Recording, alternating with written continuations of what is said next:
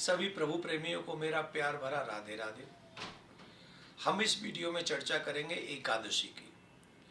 किस दिन होगी एकादशी और किस दिन होगा पारायण, और इस एकादशी का नाम क्या है और इसका फल क्या है। हम सभी को ये व्रत क्यों करना चाहिए, ये अवश्य सुनना चाहिए। धर्मराज ने पूछा, हे प्रभु, चैत्र मास की कृष्ण पक्ष की एकादशी का क्या नाम है, क्या व्रत है, क्या फल है, उसका कृपा करके बताइए। भगवान श्री कृष्ण ने कहा, धर्मराज, जो तुमने हमसे पूछा है यही प्रश्न नारद जी ने ब्रह्मा जी से पूछा था, और ब्रह्मा जी ने बड़ा सुंदर इसका महत्व बताया था।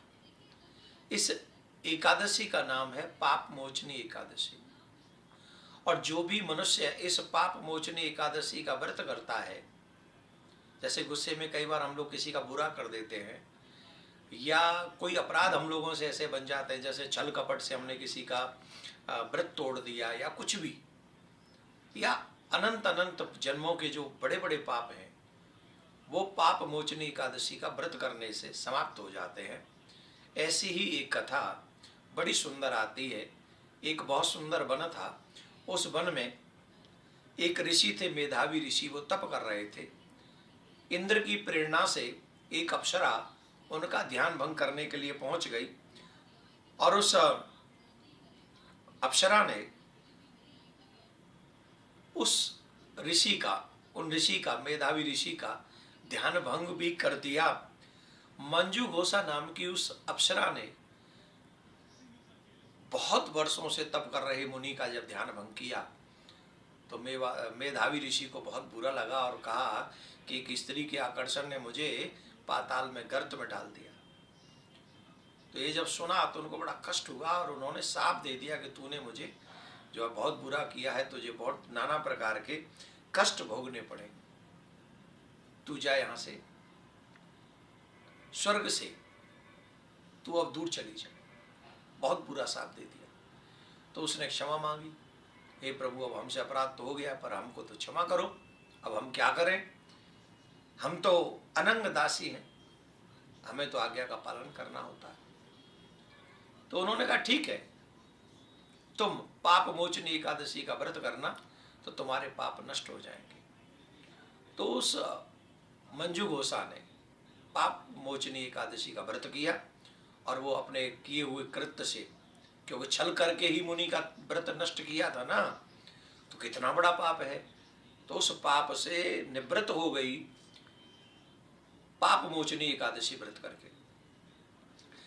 इन ऋषि के पिताजी ने भी इनको शाप दे दिया था कि ऐसा लग रहा है कि तुम किसी को शाप दे के आए हो, तुमको पाप लग गया है।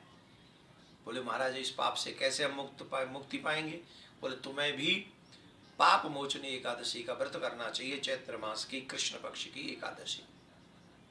तो उन्होंने भी ये मोचनी एकादशी का व्रत किया, जिससे उनके भी पापों का नाश हो गया, उनको भी पाप नहीं सता सका, और इससे दोनों को ही पाप मोचनी एकादशी व्रत से लाभ हुआ।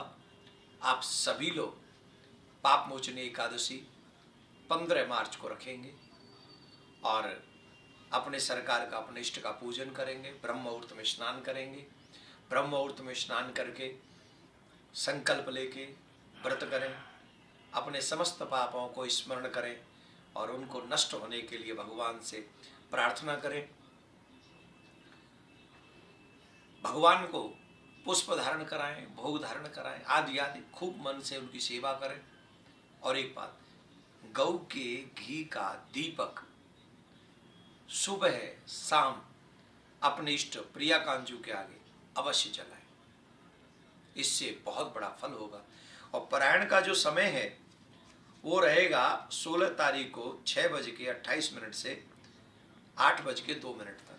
15 तारीख को एकादशी है, और उस दिन जो है हमारा SPL का फाइनल भी होगा। तो आप लोग भी SPL अवश्य देख लीजिएगा, सनातन प्रीमियर लीग, तारीख 13, 14, 15 मार्च, कॉन्टिन्यूसली सनातनियों का सपोर्ट कीजिएगा।